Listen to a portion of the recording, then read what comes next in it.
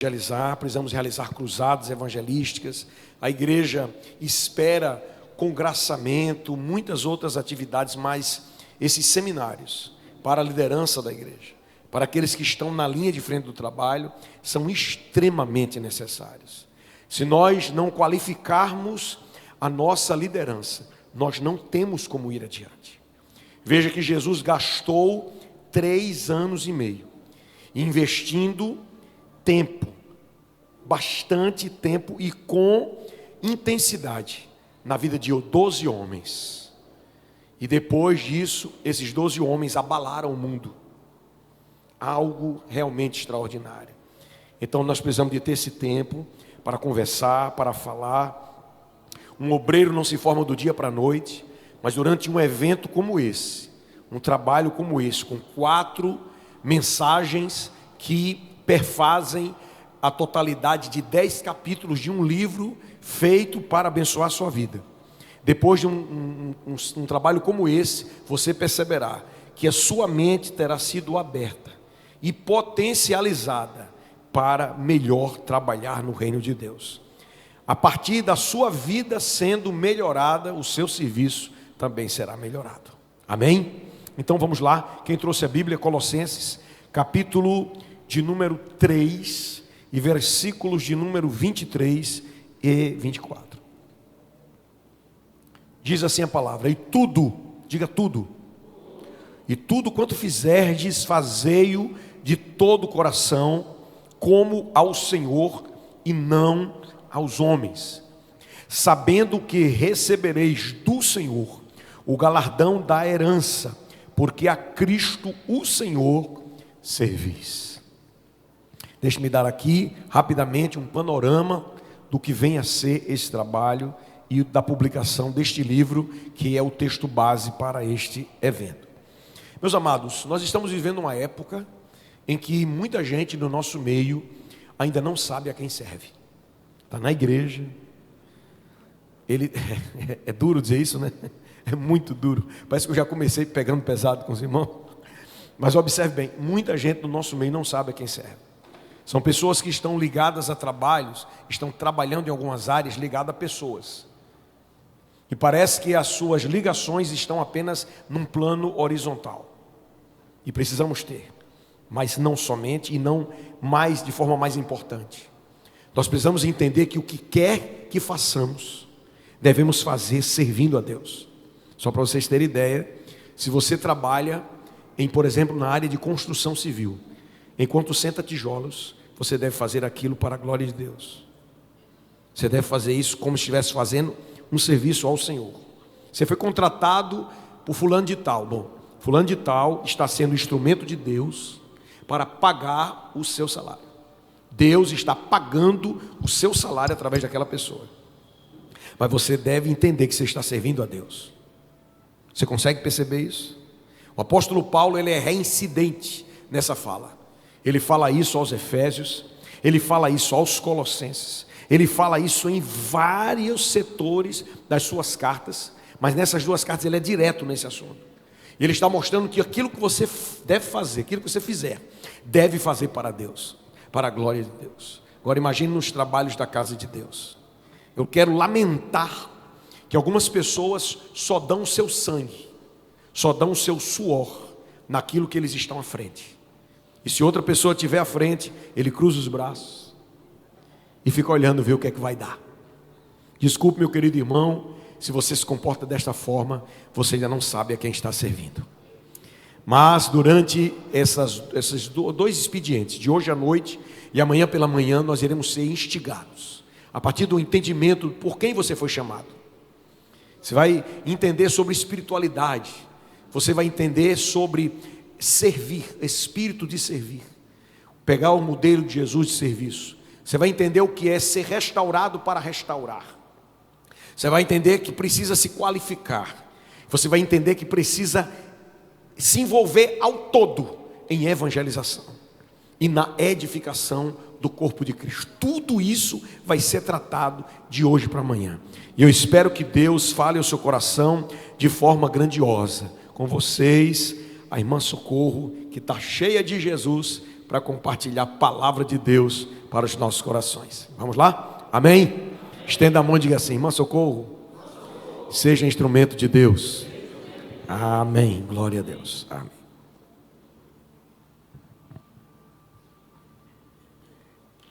Glória a Deus. A paz do Senhor, amada igreja.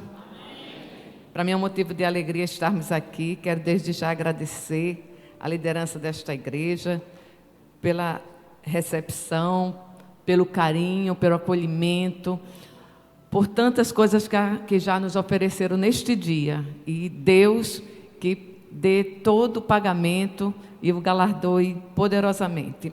E que cada dia mais essa igreja seja próspera e abençoada, um ministério forte e obedecendo à vontade de Deus. Amém?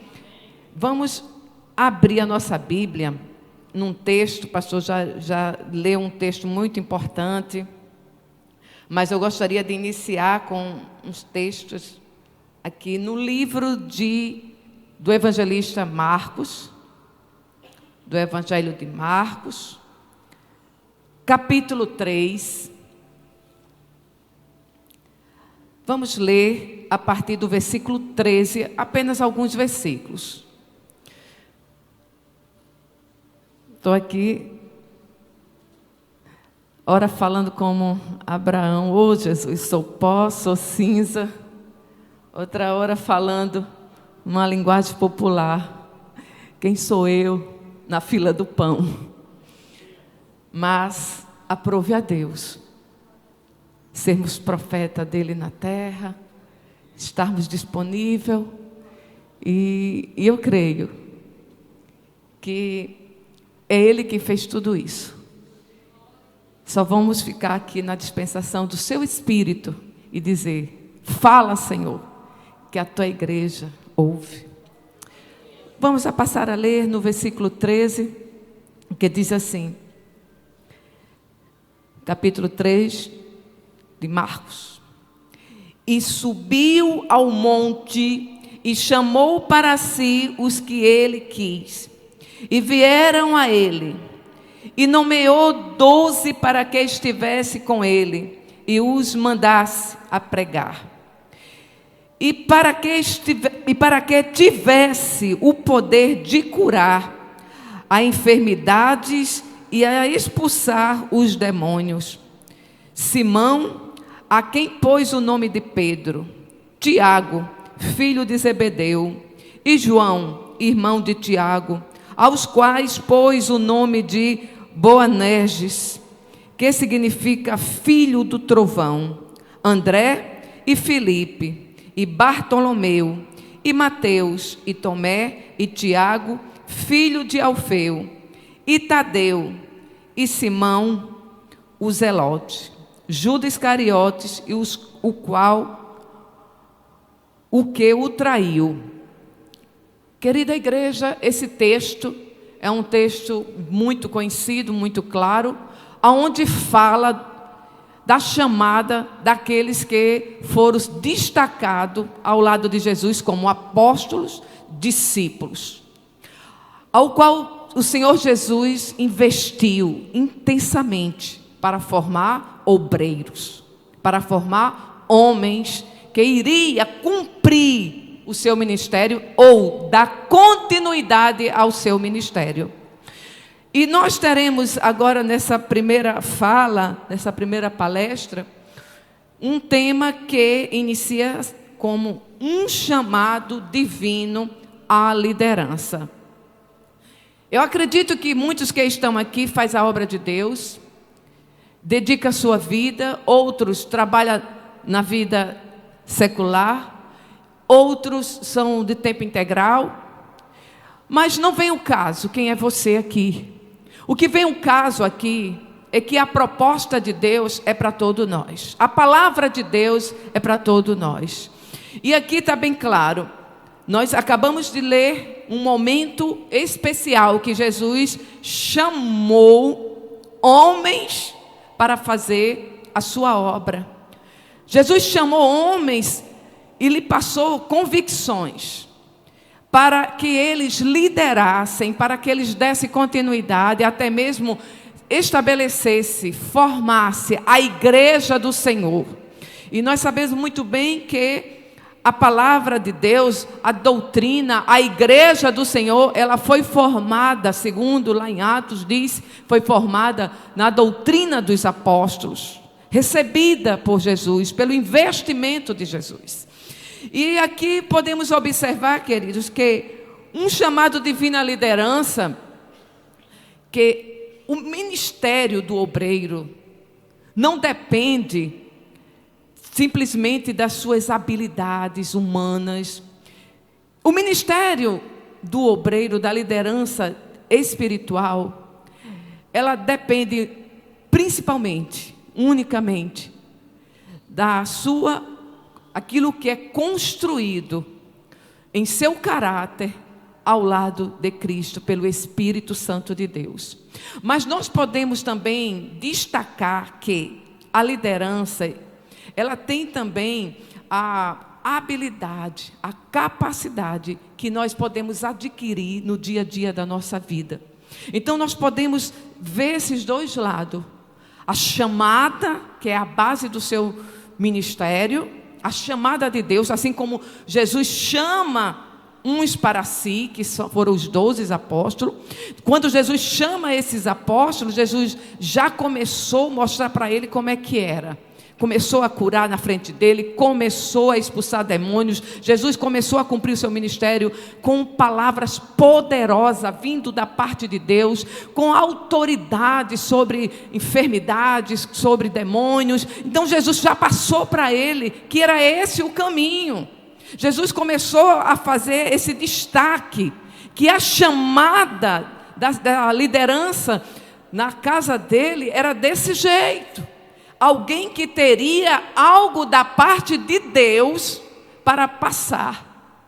Jesus começou a mostrar detalhadamente. Então, a chamada, a base da chamada, se é sua comunhão e aquilo que você recebe a cada dia da parte de Deus. E nós podemos agora começar a destacar nesta chamada, indo para o Antigo Testamento, porque Jesus ele já fez isso com muita clareza, mas eu quero agora destacar algumas chamadas que está lá no Antigo Testamento, que mostra a realidade daquilo que Deus tem para aquele que ele chamou. Deus chama, se responsabiliza, prepara, envia e continua lhe orientando e lhe direcionando. Então ninguém que foi chamado por Deus fica preso àquilo que você tem na sua mente, aquilo que você tem de capacidade, aquilo que você entende pela vida. Não, porque Deus chama, mas Deus também envia. Só que antes dele enviar, ele prepara, capacita, e agora ele dá direção e coloca tudo diante da pessoa. Então não existe dúvida, sombra nenhuma de dúvida do que você vai fazer, do como é que eu vou me sair, como é que vou fazer. Não, porque Deus se responsabiliza. E eu quero já mostrar um momento bíblico muito forte de chamada, na pessoa também podemos chamar de profeta, a Bíblia chama ele de profeta, Moisés. A chamada do profeta Moisés é algo que nos chama muito a atenção, porque simplesmente ele não estava sendo mais aquela criancinha, adolescente. Observe que Moisés já tinha 80 anos. Ele teve um auge da vida dele, de habilidade. Ele teve um auge da vida dele de conhecimento, de pessoa ativa, de vigor de vida, de todo um preparo, de muita ciência, de conhecimento, inteligência, sabedoria. Principalmente ali quando ele foi formado, preparado no Egito, que nós sabemos muito bem a história de Moisés. Mas nós podemos agora destacar que ele já estava numa idade avançada, 80 anos. E quem quiser dizer assim, mas naqueles dias, 80 anos não é comparado com os 80 de hoje. Não é bem assim. Nós sabemos muito bem que Moisés morreu com 70 ou com 120 anos. O ministério dele foi exatamente durante 40 anos. Mas ele já estava assim com a idade que não era mais aquele vigor da juventude, nem do ser humano, da idade humana. Então Deus, naquele momento que ele estava já iniciando ali a sua vida adulta, já bem na sua velhice, aí o Senhor faz um impacto com ele. E é interessante, irmãos, que o que faz com que Moisés seja obediente é a forma que o Senhor Deus o chama. Então a base do seu ministério sempre será o seu chamado. E eu sempre digo que o chamado do cristão, a sua chamada, ela aconteceu. Aí você fica, mas qual foi o dia que o Senhor me chamou? Você fica procurando qual foi o dia que eu fui impactado. Mas todos nós já fomos impactados. Por isso que você está aqui. Você chegou aqui, você serve na casa do Senhor. Por mais simples trabalho que você faz, mas você já foi impactado. Como aquele momento da sarça ardente lá de Moisés. Moisés precisou ver. É interessante aquele cenário, irmãos, porque o impacto para Moisés foi tão grande, porque ele já tinha vivido 40 anos no Egito, podemos dizer, num glamour da glória, da riqueza, do palácio do Egito, e também já estava vivendo há 40 anos ali no deserto, na luta, na pobreza, nas dificuldades, na escassez, na dureza, e agora ele estava sendo impactado por Deus, então ele tinha uma soma de experiência de vida. E quando ele foi impactado por Deus, é interessante observar que a Bíblia diz que a sarça ardia e não se consumia. Você já imaginou o que é um papel cheio de álcool e alguém colocar um fogo? Você já imaginou? Demora segundos, vai vum, sim ou não? Deus impactou Moisés na sua chamada, porque é interessante você receber esse impacto. É interessante você saber que Deus te chamou. Essa é a base daquilo que você vai fazer para Deus. É a sua convicção de que Deus realmente te chamou. E Moisés, quando ele viu aquela sarça, a Bíblia diz que ele olhou e se virou. A sarça estava num lado e ele estava caminhando, e a Bíblia diz que ele parou e ele fez assim: vou ver o que é isso, porque não para de pegar fogo. É uma folha seca que está sendo incendiada sem parar. Então ele viu aí o sobrenatural de Deus. Quantos aqui já não teve o seu impacto de sobrenatural? Aquele que veio das drogas, isso é o sobrenatural de Deus, é a sarça ardente na tua vida. Aquele que viu, saiu da bebedice, saiu do mundo do crime, saiu de toda espécie de caótica de um ser humano, e hoje pisa um chão abençoado, próspero, dado por Deus, porque o Senhor te impactou na tua chamada, e por isso que você tem as convicções da sarça ardente. É a forma que o Senhor te impactou, a forma que o Senhor fez do teu antes para o teu depois.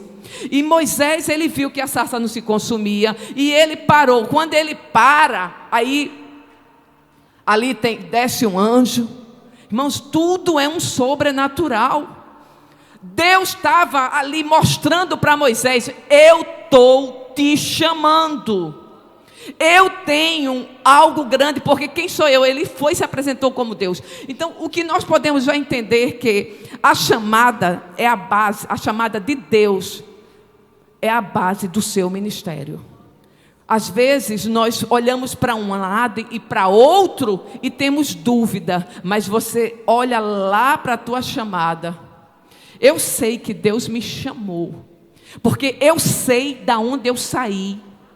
Eu me lembro da sarça ardente. A sua sarça ardente não são folhas que estão sendo queimadas sem se consumir, mas tu sabe do sobrenatural extraordinário que aconteceu na tua vida, e as tuas convicções de que Deus disse: eu sou na tua vida, e te chamo para um propósito, e te chamo para uma causa, e te chamo para um ministério, e não tem que pare, não tem quem te segure, não tem que impeça. As tuas convicções foi o dia da sarça ardente na tua vida.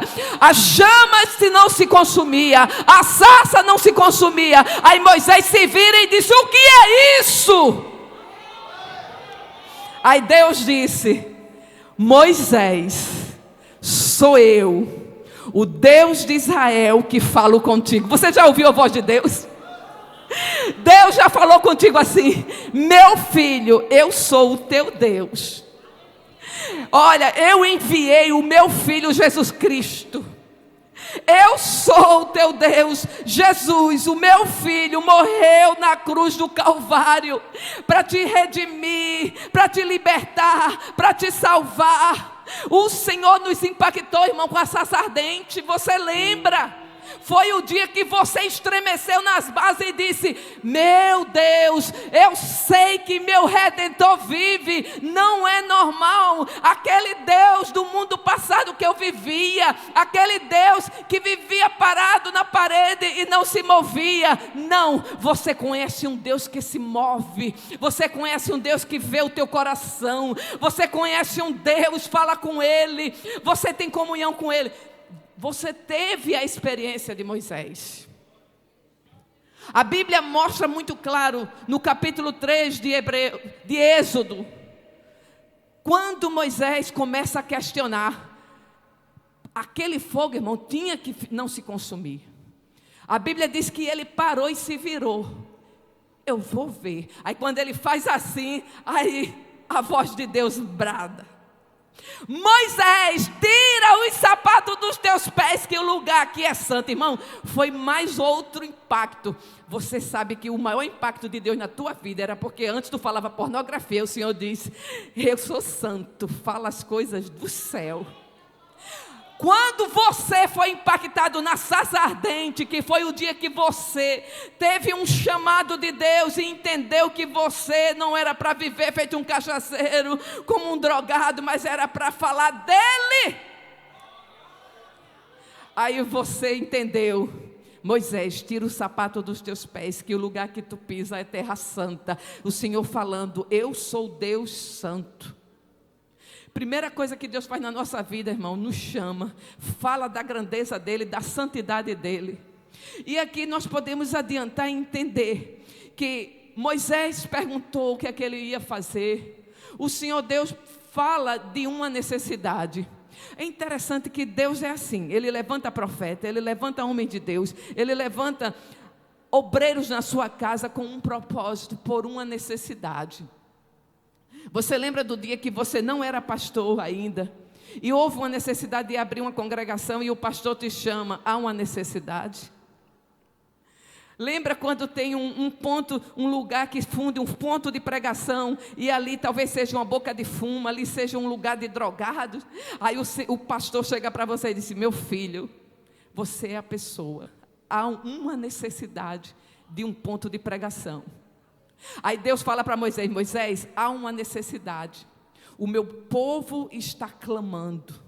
O meu povo está sofrendo. Aqueles homens lhe açoitam de dia e de noite, lhe maltratam, lhe escravizam. E eu me levanto para salvá-los. E tu irás até ao Egito e procurarás a Faraó. E falarás com Faraó para libertar o meu povo.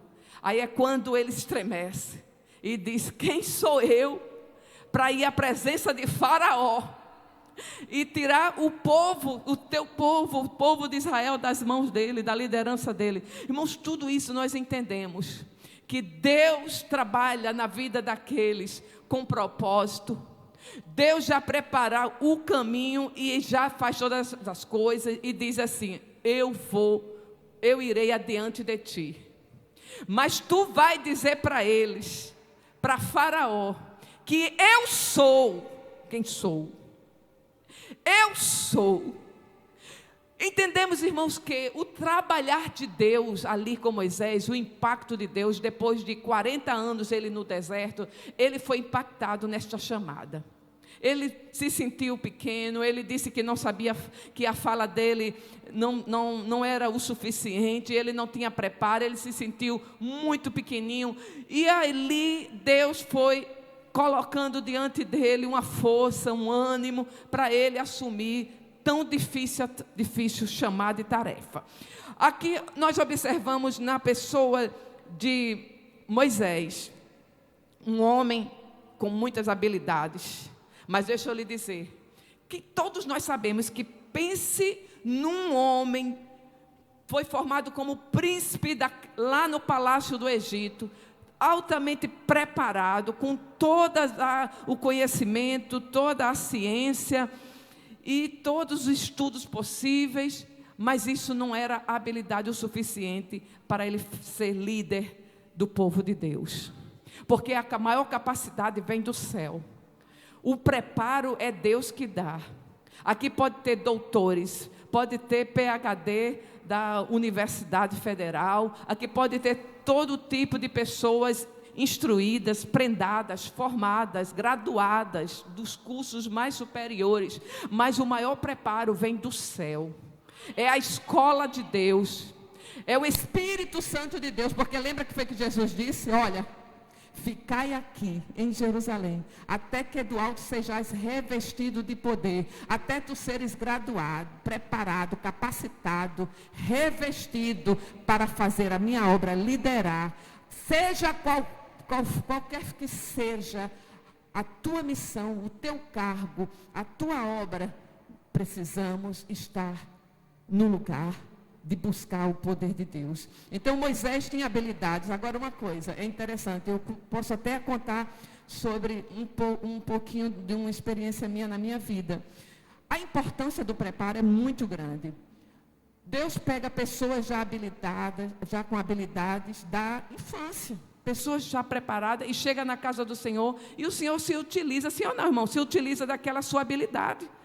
Isso é fato. Por exemplo, quantos e quantos chegam com cursos preparados de cursos pedagógicos, outros cursos que vai ajudar no ensino da casa do Senhor e tantos outros.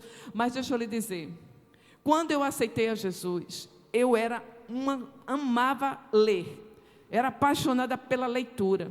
E eu lia tudo quanto era revista de romântica, revistas de romances, revistas de história em quadrinho, lia sem parar. Cada livro grosso assim.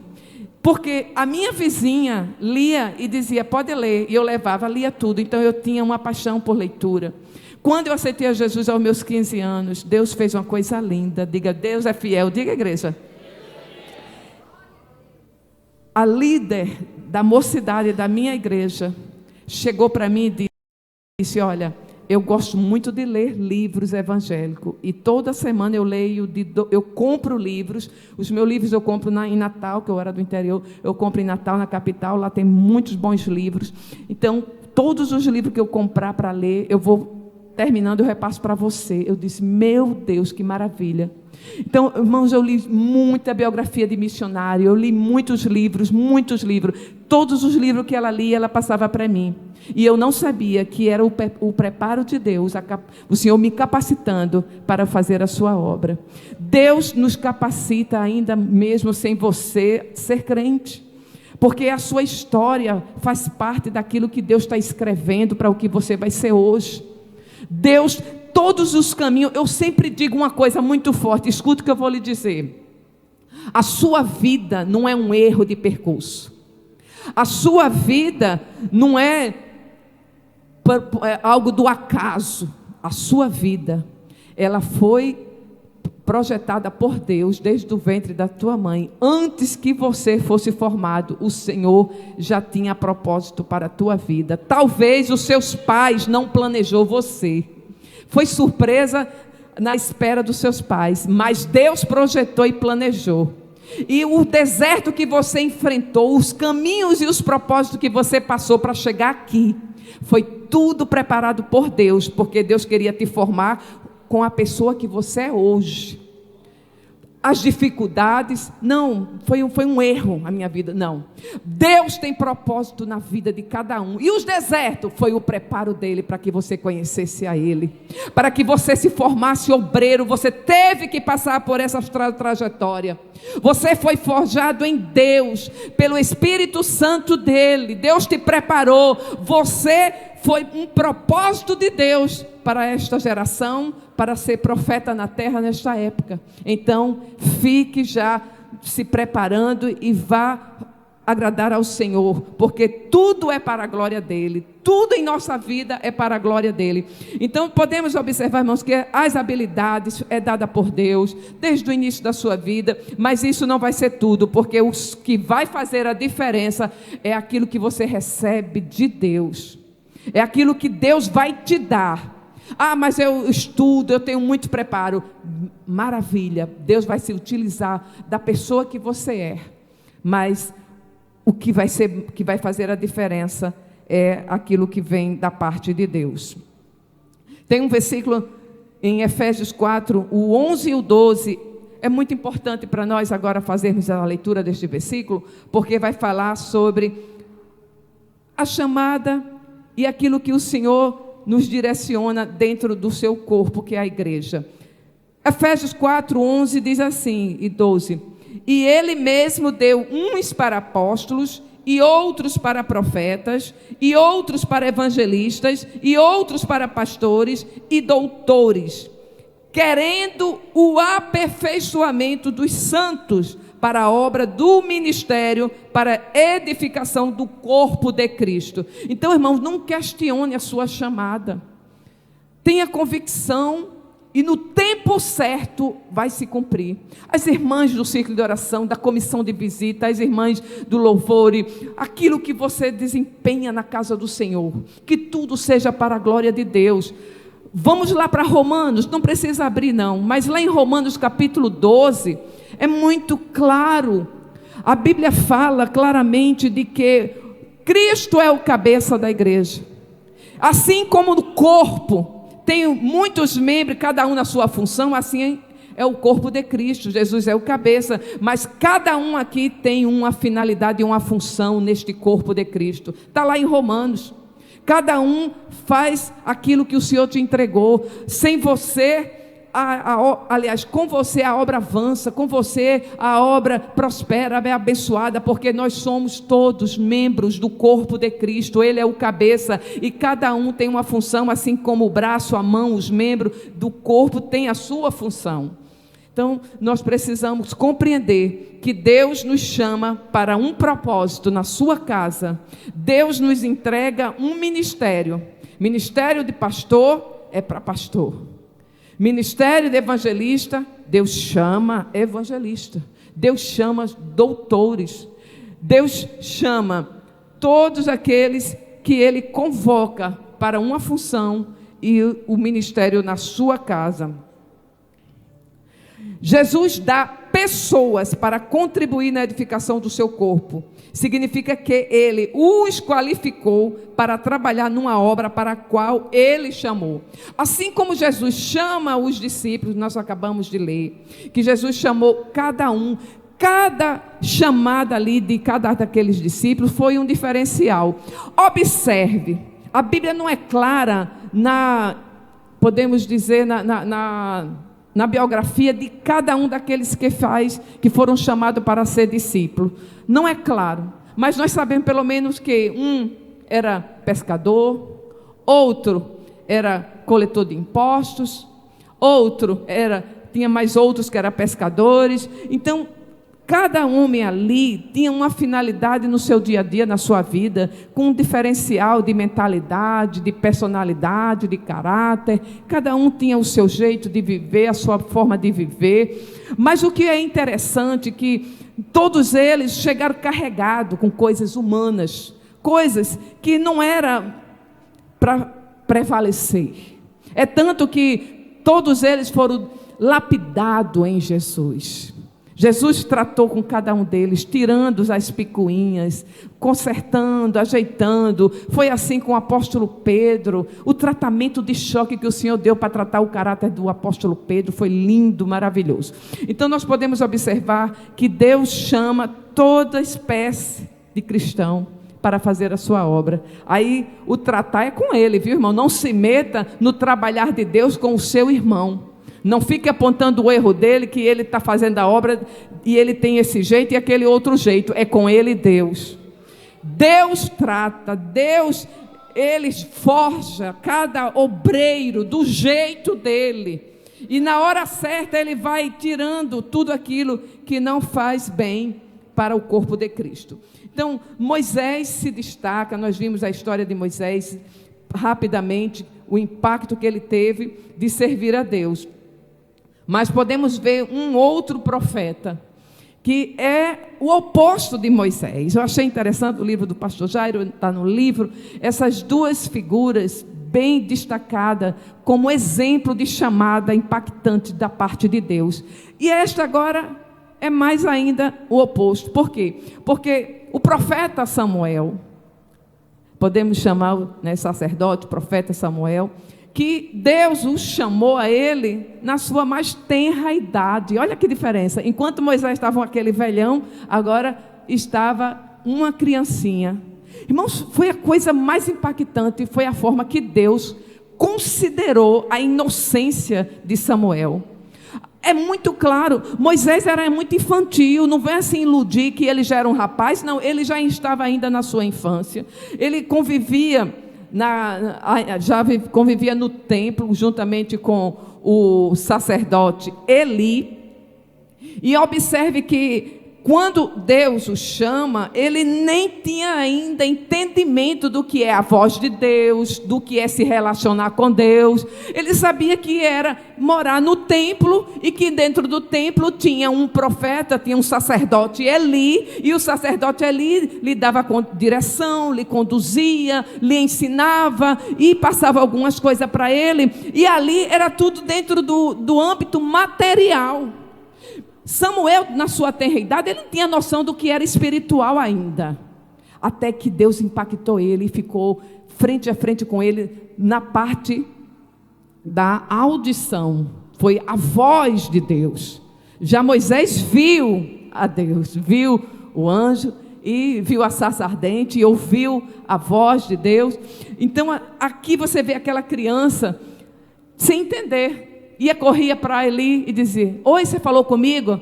Não, meu filho, não lhe chamei. E a voz: Samuel.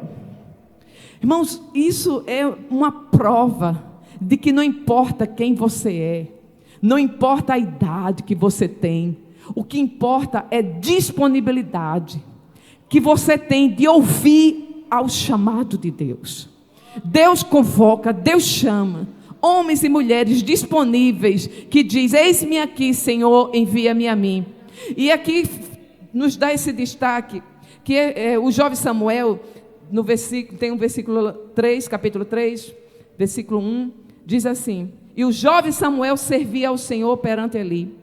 E a palavra do Senhor era de muita valia naqueles dias. Não havia visão manifesta. Porém Samuel ainda não conhecia o Senhor. Olha só, ele não conhecia o Senhor, mas ele começou a ouvir a voz de Deus. Ele não conhecia nada da parte de Deus.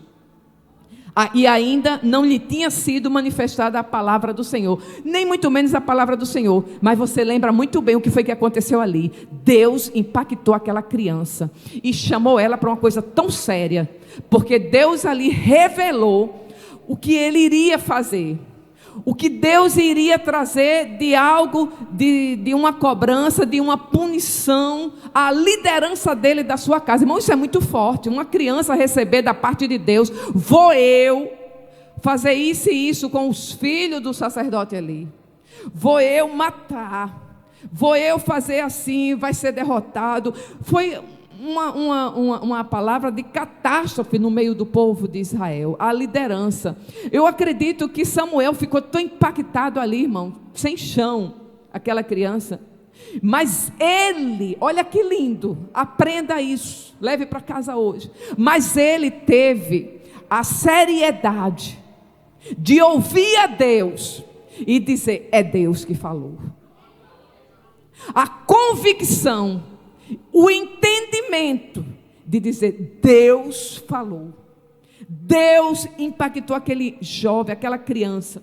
Ele de imediato procura o sacerdote, conta tudo, porque o sacerdote já havia avisado: é Deus, meu filho, diga para ele, fala, Senhor, que o teu servo ouve. Aí ele fala, quando o Senhor repete por 3 vezes, chamando o seu nome. E agora ele conta tudo para Eli, o sacerdote Eli. E Eli diz: meu Deus, tudo acontece. Irmão, é muito maravilhoso você saber que Deus passa pela sua vida, pelo seu ministério, nas suas convicções, e vê o agir de Deus.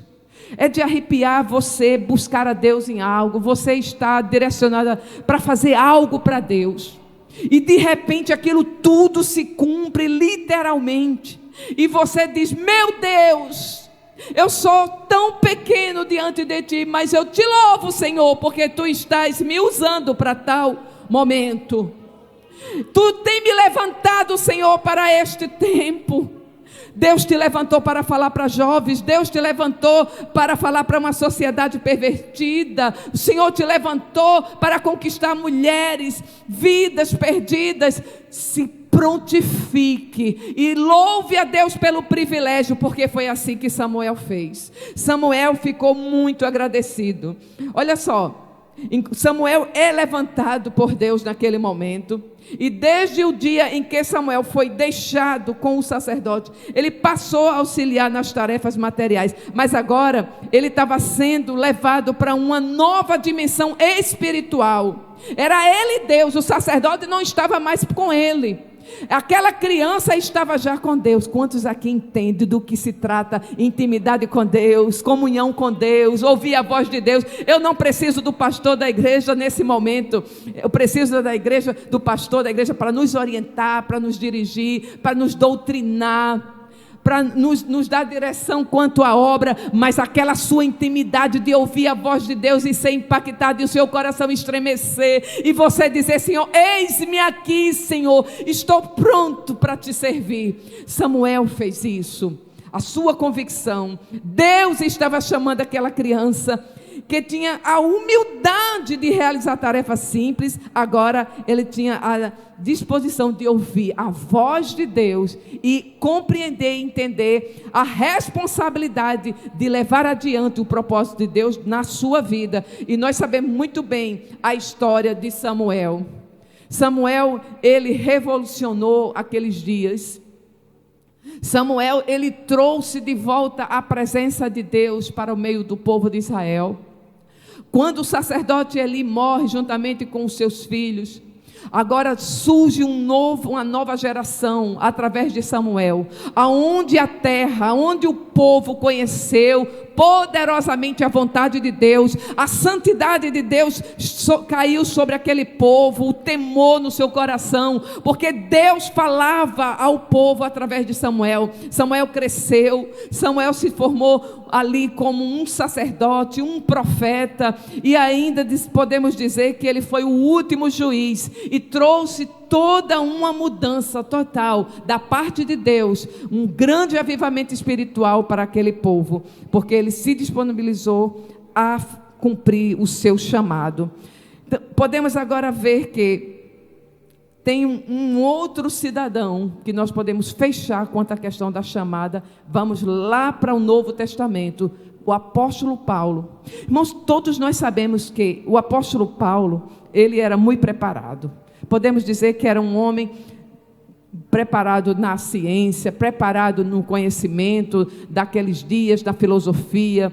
Tudo que nós podemos acrescentar do conhecimento dele é bem-vindo, porque Paulo era completo.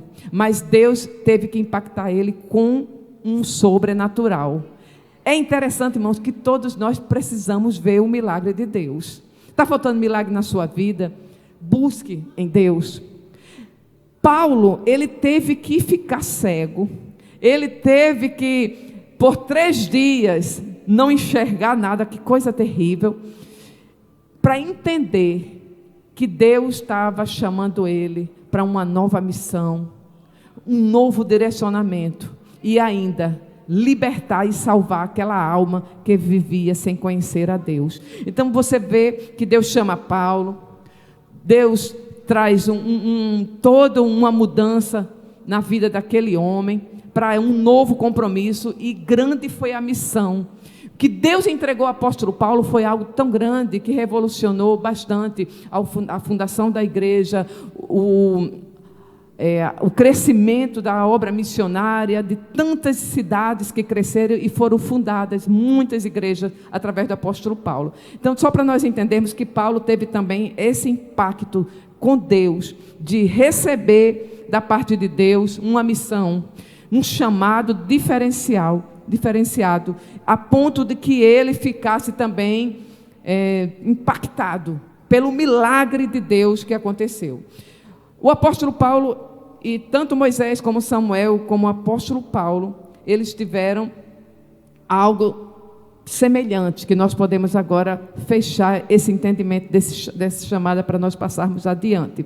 O que nós podemos observar é que todos esses chamados, eles foram chamados por Deus, Deus capacitou, e eles se disponibilizaram em fazer a vontade de Deus. Eles não recuaram. Todos eles se prontificaram e disse: Senhor, eis-me aqui. Tanto Moisés, como Samuel, como o apóstolo Paulo, eles foram adiante e se colocaram nas mãos do Senhor. E nós podemos observar, principalmente na pessoa do apóstolo Paulo, é que ele não teve nem um pouco de vida fácil. Nós sabemos muito bem que o apóstolo Paulo, ele pagou um preço altíssimo com a sua própria vida, muito sofrimento, muitos ataques. Sabemos muito bem que ele foi preso, Paulo foi açoitado, Paulo passou fome, nudez, ele passou frio, ele passou muitos ataques à vida dele, mas ele não recuou. Teve um momento que ele saiu de uma cidade fugido, desceu do muro da cidade por um cesto, ele foi espancado, ele também sofreu naufrágio, tanto sofrimento que o apóstolo Paulo sofreu. Ele poderia ter recuado, sim ou não? Irmãos, por muito pouco, muitos de nós recuamos. Não, vou dar um tempo. Eu vou dar um tempo porque eu estou vendo que está se levantando muita coisa na casa do Senhor. Eu estou vendo que muita gente não está gostando do meu cargo. Uma pessoa bota a cara feia para cá. Eu não aguento isso não. Vou logo dizer ao pastor que isso não é comigo. Irmãos, tenha convicção da sua chamada. Você está sendo açoitado como Paulo? Aguente. Você está sendo corrido de uma cidade, descido por um cesto do muro até chegar lá embaixo, aguente um pouquinho, porque Paulo disse: eu sei em quem tenho crido, porque para mim o viver, o morrer é lucro. Que nós possamos olhar para a vida do apóstolo Paulo e abraçar a nossa causa, o nosso ministério, aquilo que o Senhor reservou para nós, e dizer: Senhor, eu vou adiante até a tua volta, não recue, não dê um passo atrás, porque você está sendo espancado, porque você está sendo judiado, aguenta mais um pouco. O apóstolo Paulo, ele cumpriu a carreira, mas ele não negou a fé. Que você possa cumprir a carreira do seu ministério autêntico, dizendo: Senhor, eu vou aguentar, eu vou chegar lá. As caras feias são muitos, tapa na cara também, a falsidade, a traição, as decepções, mas Paulo viveu isso e disse: Senhor, nada vai deixar eu recuar, até que ele foi morto. Paulo, ele foi preso e em seguida ele foi morto em Roma, e nós sabemos muito bem que ele aguentou até o fim o chamado e o compromisso com Deus de cumprir o seu ministério até o fim. Irmãos, tem muita coisa que eu poderia adiantar, são 3 capítulos para eu falar, mas eu quero agora entrar no capítulo 2, que é a importância da intimidade com Deus. Bom, podemos observar que o crente, principalmente aqueles que fazem a obra de Deus, ele precisa entender que nada do que você vai fazer vai se realizar. Preste atenção. Tudo que Deus reservou para o seu ministério, Deus quer fazer, Deus vai fazer, mas nada vai se realizar se você não entender que tem que ter uma intimidade com Deus. Eu vou iniciar no Antigo Testamento sobre essa questão de intimidade com Deus, começando com 2 grandes homens, um rei e um profeta.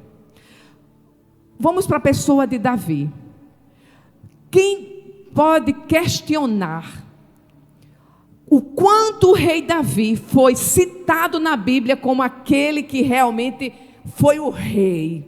Pense naquele que fez, naquele que produziu, naquele que agradou a Deus. Tudo que o rei Davi fez, irmão, foi próspero, abençoado. Foi algo assim extraordinário.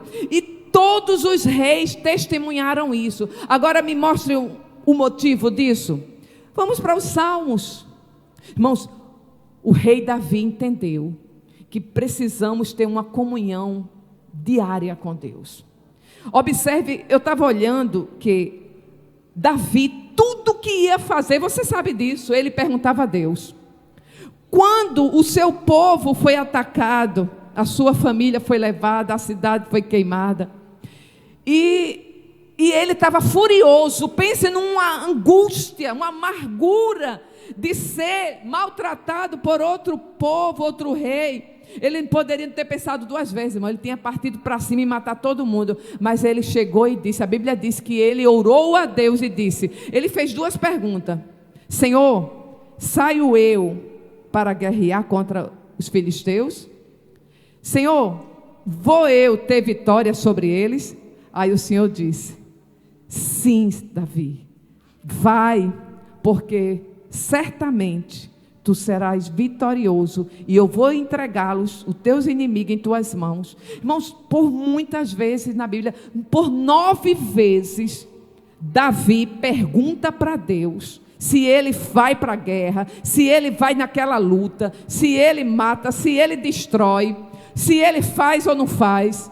Sabemos muito bem que ele foi abençoado e Deus deu testemunho de Davi, que ele era um homem segundo o coração de Deus, que Deus se agradou de Davi. Aí eu olho assim, será que Davi começou a ser bom e agradar a Deus quando ele começou a ser rei? Não, irmão.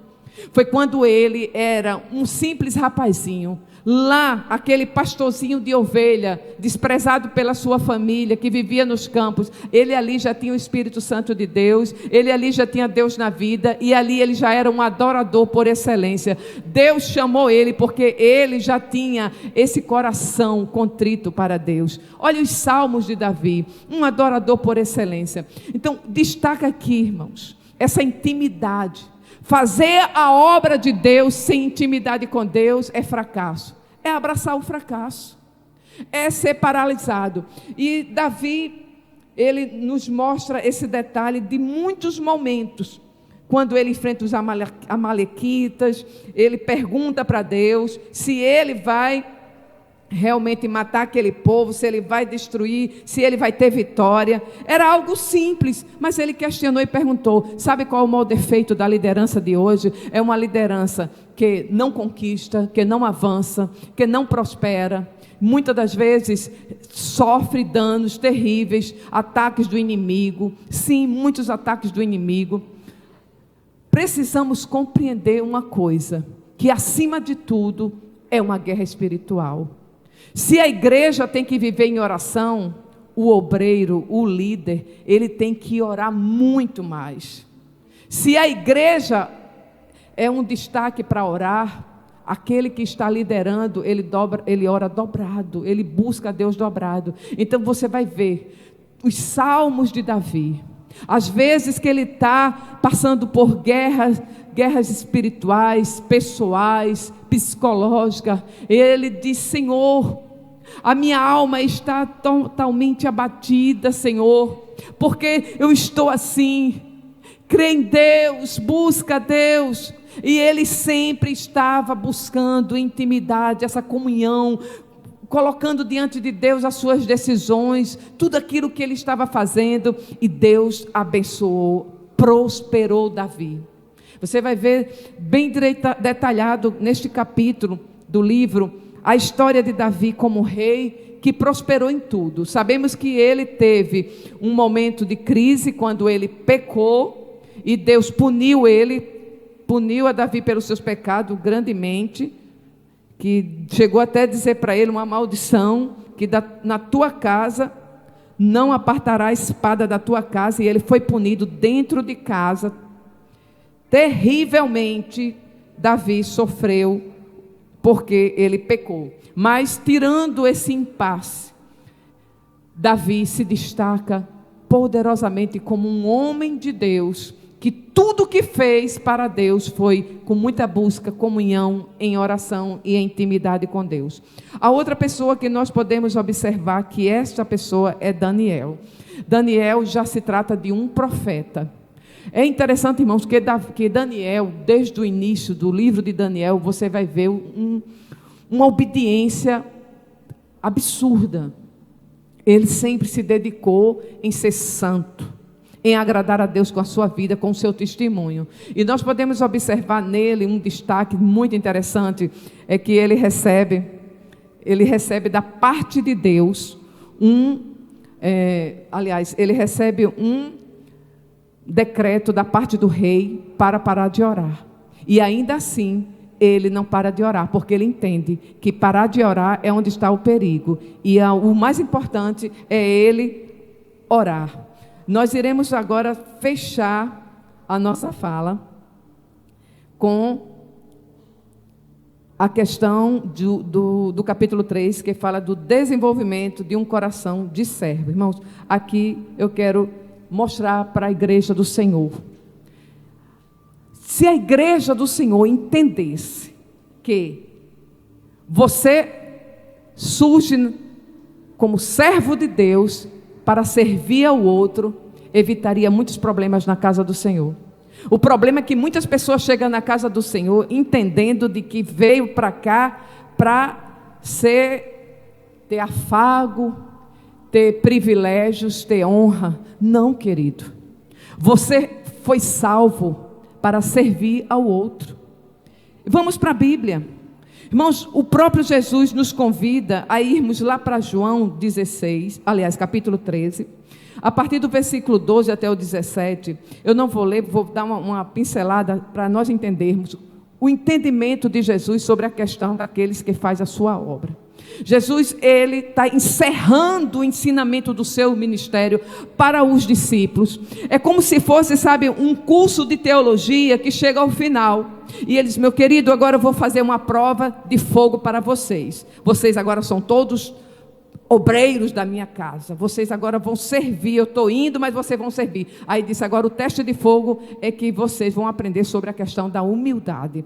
Aí Jesus faz, depois da ceia, sai da mesa da ceia, toma com ele uma toalha e uma bacia d'água e diz: vou eu lavar os pés de vocês. Irmãos, é rápido o entendimento desta lição. Jesus lava os pés, aquele impasse de Pedro, dizer, o apóstolo Pedro: não lave meus pés, porque jamais eu deixaria alguém como o Senhor fazer tal coisa. Aí o Senhor diz: Pedro, se você não deixar eu lavar seus pés, você não faz parte, não tem parte comigo. Então, naquele impasse ali, Jesus volta à mesa e diz o ensinamento. O que Jesus passa ali de lição no final daquele curso de obreiros era dizendo: olha, na minha casa, na minha obra, aqueles que quiserem ser grande vai ter que servir a todos. Assim como eu sou mestre de vocês, sou superior a vocês, sou grande e sou mesmo, eu estou lavando os pés de vocês, que é uma necessidade. Irmão, lavar os pés ali não era outra coisa a não ser uma necessidade humana. Quantos nós aqui na casa do Senhor temos diariamente necessidade do nosso dia a dia humana, da casa do Senhor? Então Jesus disse: olha, quem quiser ser grande, sirva a todos. E isso, irmãos, foi muito impactante para os discípulos. Mas Jesus deixou a lição. Aí tem um impasse muito interessante que eu quero mostrar para vocês rapidamente. Tem um texto na palavra de Deus que se encontra no livro de Mateus 19. Olha só o entendimento dos discípulos. Isso aqui é forte. Isso aqui você leva para casa. Em Mateus 19, 28, Jesus diz que aos seus discípulos, olha só, Jesus diz que aos seus discípulos que quando o Filho do Homem se assentar no trono da sua glória, também vos assentareis sobre 12 tronos para julgar as 12 tribos de Israel. estão entendendo que Jesus falou para os apóstolos, os discípulos, que haveria um momento que quando ele estivesse na glória, haveria 12 tronos para os discípulos. Que coisa linda, maravilhosa. Irmãos, aí diz, para quê? Para vocês julgarem a Israel. Aí você vê um outro momento. Presta atenção. Marcos capítulo 10. Exatamente no versículo 37. Está lá Jesus com os seus discípulos. Aí 2 discípulos, irmão, que não entendeu ainda. Não entendeu o motivo da sua chamada para a obra. Quem era? João e Tiago. Tiago e João, filho de Zebedeu. Simplesmente esses dois. Em um texto diz que foi a mãe deles. Mas tem outro texto que diz que foi eles próprios. Exatamente aqui em Marcos 10, 37, diz que eles fizeram um pedido a Jesus, os filhos de Zebedeu. Qual foi o pedido? Eles disseram assim: permite-nos que na tua glória nos assentemos em a tua direita e o outro à tua esquerda. Por quê? Porque Jesus não tinha dito que haveria 12 tronos, sim ou não? 12 tronos para vocês sentarem e julgar Israel. Aí o sabidinho de Tiago e João disse: Senhor, bota eu do teu lado direito e meu irmão do teu lado esquerdo. Irmãos, isso aí, foi um equívoco deles, de achar que a obra de Deus se faz com privilégio, com honraria. Aí Jesus disse: meu filho, não cabe a mim dar isso a vocês, e sim o meu Pai. Mas vocês estão dispostos a tomar do cálice que eu vou tomar, que era a morte, da vida. Aí Jesus foi e disse: vocês vão sim tomar do cálice, porque todos dois, né, só João que morreu de morte natural, foi tentado a morte, mas o próprio Tiago foi morto, e era o que estava fazendo o pedido. Você realmente vai beber do cálice, vai morrer pela obra, vai morrer pela perseguição. Mas eu lhe digo, queridos, que na minha obra, na minha seara, aqueles que quiserem ser grandes, glória, sirva a todos. O maior sirva ao menor. Parece, irmão, que ele estava sem entender a questão da humildade. Jesus deu o ensinamento, mas eles ficaram lembrando: olha, 12 tronos para os discípulos, aí coloca aí um trono aí do teu lado e o outro do teu lado, para ser eu e meu irmão. Mas o Senhor disse: na minha casa o grande servirá ao pequeno. E é interessante, irmãos, que isso é tão sério. Nós precisamos entender que na casa do Senhor é isso. Tem quem não conhece o pastor Martin Luther King, que foi um norte-americano, ele fala uma coisa muito interessante. Ele diz: todos podem ser grandes. Todos podem ser grandes, porque todos podem servir. Você não precisa ter um diploma universitário para servir. Você só precisa de coração cheio da graça e do Espírito Santo para servir. Todos podem ser grandes na casa do Senhor, desde que possa servir cheio da graça e do Espírito Santo. Existe um filósofo também muito conhecido, indiano, que é Mahatma Gandhi. Ele diz só: quem não vive para servir, não serve para viver. Irmãos, que nós possamos entender que dentro da casa do Senhor, esse é o mistério. Esse é o mistério, o serviço, a disponibilidade de servir com humildade. Jesus deixou a lição: eu vos dou o exemplo.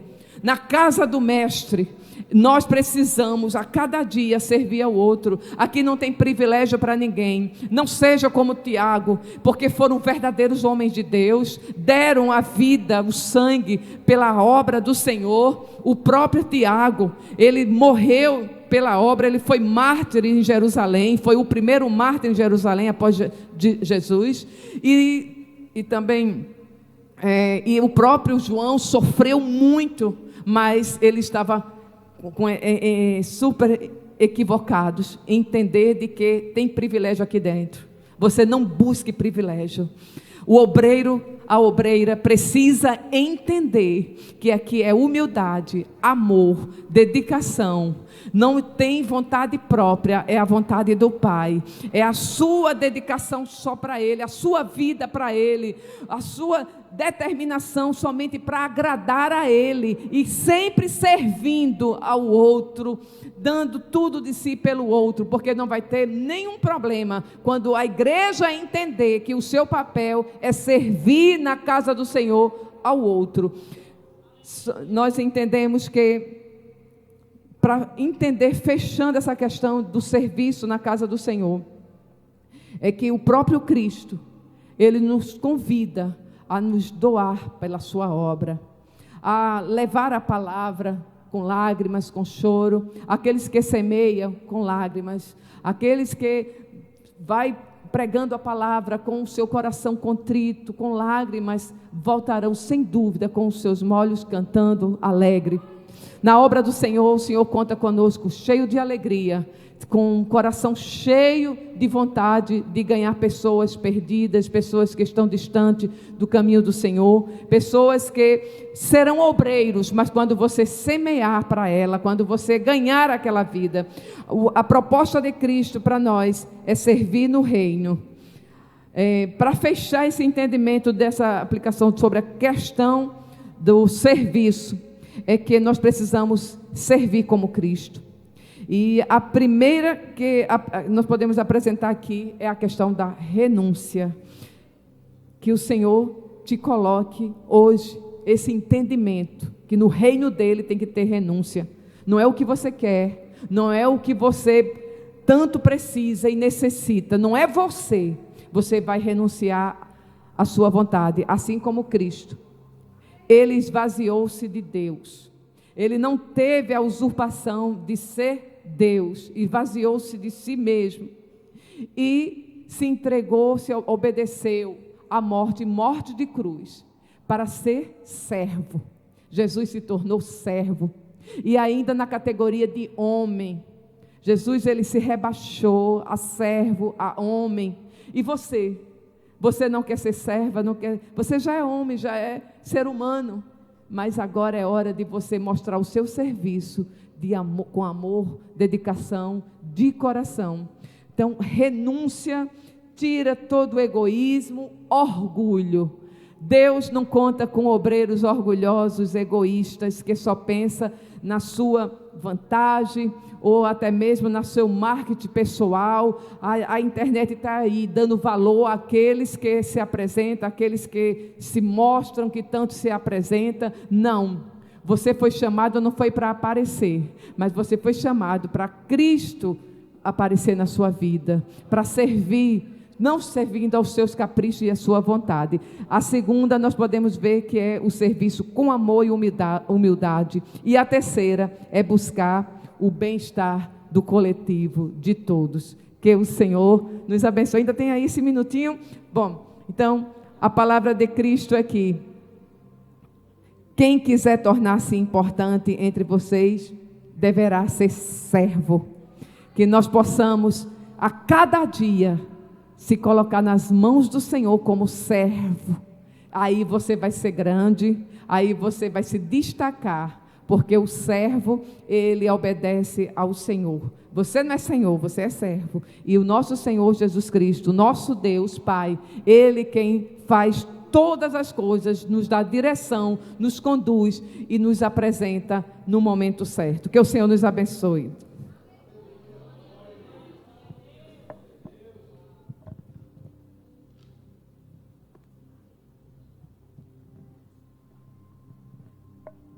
Amém?